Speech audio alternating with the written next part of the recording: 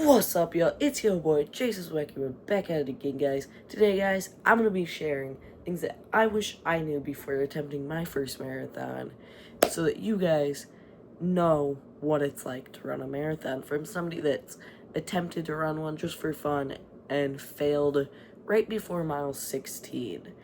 So, first of all, let me kind of share my story of what kind of happened out there. So, I was kind of in my head from mile 2 about how far it truly was. But I tried not to let it to get to me. And I kept pushing, but then I got a super bad stomach ache from the gels, I think, which will be a later point. And then by mile 10, my hip gave out. And then by mile 11 and 12, my feet just gave out. So then I had to try to make my way back to where we started at, which was a very rough journey. So, let's get into this, y'all. I have 6 points to get to. So, the first point is test your gels beforehand. I think this is one of the main reasons I got the stomach ache I got. Before this, I never had a gel before. I actually went to Walmart the night before to buy these, which these are the 3 gels that I had. The 3 flavors, I didn't have one of these. Raspberry lemonade was my personal favorite. Strawberry banana it wasn't bad. It just had a weird aftertaste and did not sit in my stomach well. And then I did not end up eating this one, birthday cake. I couldn't. I think the strawberry banana really just ruined my appetite. But that's something that I would highly recommend if you're gonna do a marathon. Make sure you check, you do a couple runs using the gels first, because otherwise you're gonna hit mile 10 and you're gonna be like, that doesn't feel good, which was my exact situation, because that was not fun once that starts to settle. Which I'm gonna kind of add on to this point. Make sure you guys eat properly in the morning. That was another thing. And make sure you know what you're gonna eat and test what you're gonna eat. Marathon running is very much training your body to handle certain things. Like the gels, you have to train your body to like them. And then breakfast or lunch, depending what time you start. I started mine at 5:30-ish. So beforehand, literally half an hour before we started, I had a banana and a slice of bread with butter. And I could feel the banana the whole time. This is very much specific to every person out there. Everybody's gonna be a little bit different. But for me specifically, the banana, it just did not sit well. So, moving on from the whole food situation, make sure you guys are prepared for how mental it is.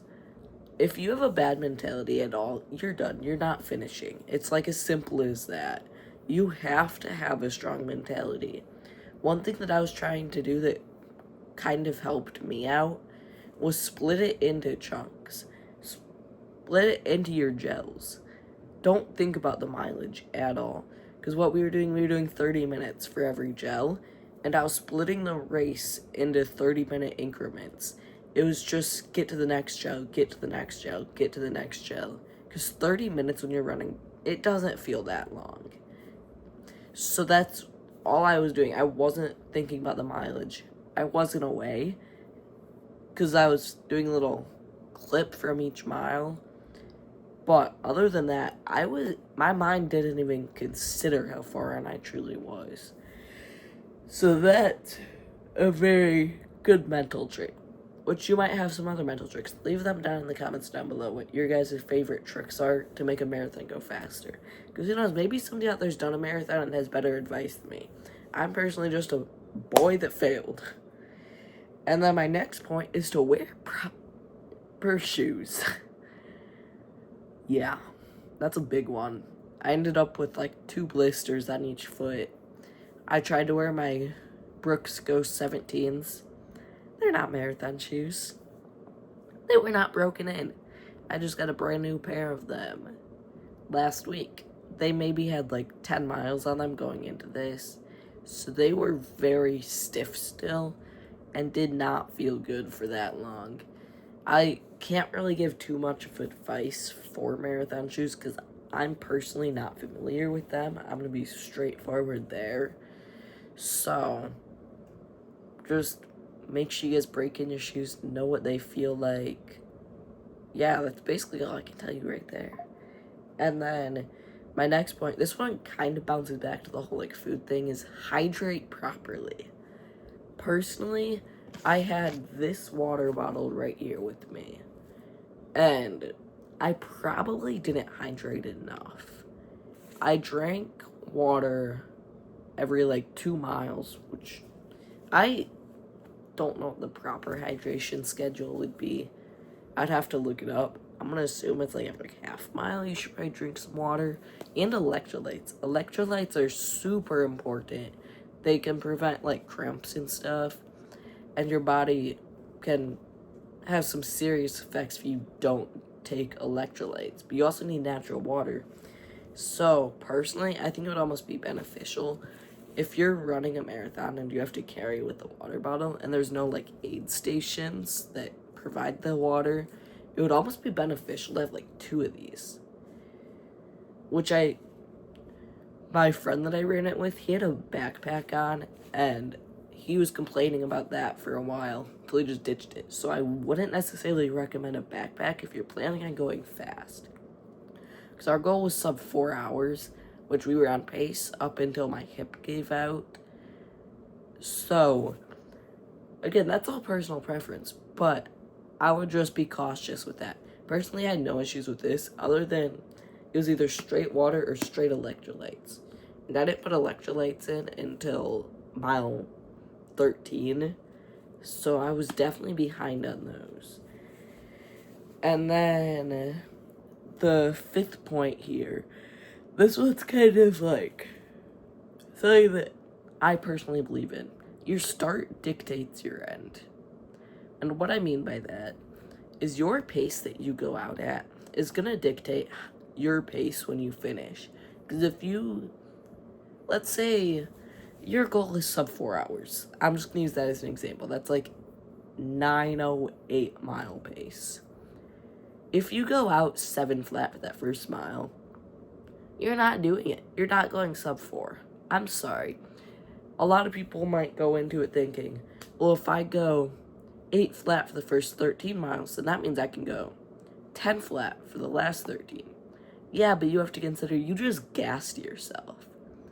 That's like going and running a mile and trying to break, we'll use 10 minutes because it's a nice even number, and going out 3 minutes through the first 800 and thinking, oh, I just have to run a 7-minute second 800. Yeah, but you're gassed now. You can't do that. You're going to run a 10-minute 800 now. And then it just kind of balances everything back out. So make sure that you guys pace consistently. Me and my buddy, we're going 8:30 every single mile. Like, consistently. It was between 8:21, I think was our fastest split, and I think our slowest split up until when we fell off, which was my fault. I take blame. If you're watching this right now, Jordan, it was my fault. I feel horrible still for it. But we live, we learn. Just wasn't in the plans that day, apparently. So, anyways, sorry, I got off track there. What was I saying? Oh yeah, we were like between 8:21 and I think our slowest would have been like 8:36. So relatively consistent for like 10 miles. And then the final point that I wanted to bring up here is make sure you stretch. That was one thing that me and my buddy probably should have done. I want to say probably. It might have reduced some of the hip strain that I had. Make sure you guys stretch beforehand. Do some dynamics, or plyos, or whatever you guys want to call them. Just do some like arm swings, do some scoops, do some B-skips. Do whatever you need to get your legs warm. We showed up to this trail, and within 5 minutes we're running. No stretching, literally just, what way you want to go? Okay, we're going. We had the mindset, or at least I did. I don't know what was going through his mind to skip them. I was just kind of thinking, I mean, we have a marathon. That'll be time for our legs to warm up. yeah, I think it's best to warm them up beforehand. So, like I said, that's pretty much all of my advice for anybody that wants to go attempt to run a marathon. It might be a little bit different in a race, but if you're just gonna go run one for fun like I did, it's very mental. Make sure you guys test your gels. Make sure you guys wear proper shoes. Make sure you guys don't go out at a stupidly fast pace. Make sure you guys are hydrating properly with water and electrolytes. And make sure you guys stretch beforehand and afterwards, because otherwise you will not be able to walk like me. So, anyways, I thought I'd kind of rank these gels at the end here. So, birthday cake is ineligible, which I will be sharing an honorable mention that my friend, he tried the Tri-Berry one, and I think he gave it an 8.6 out of 10. And then strawberry banana is like a 6.7 out of 10. And then raspberry lemonade gel, this stuff I think is like an 8.7, 8.8 out of 10. This stuff is actually good, y'all. Like, I would sit here and eat this. And I'm not a fan of the texture, though. The texture is weird. So make sure you guys test those beforehand. I'm out. See y'all tomorrow. Remember to like, subscribe, and share with friends. I'm out. Signing off.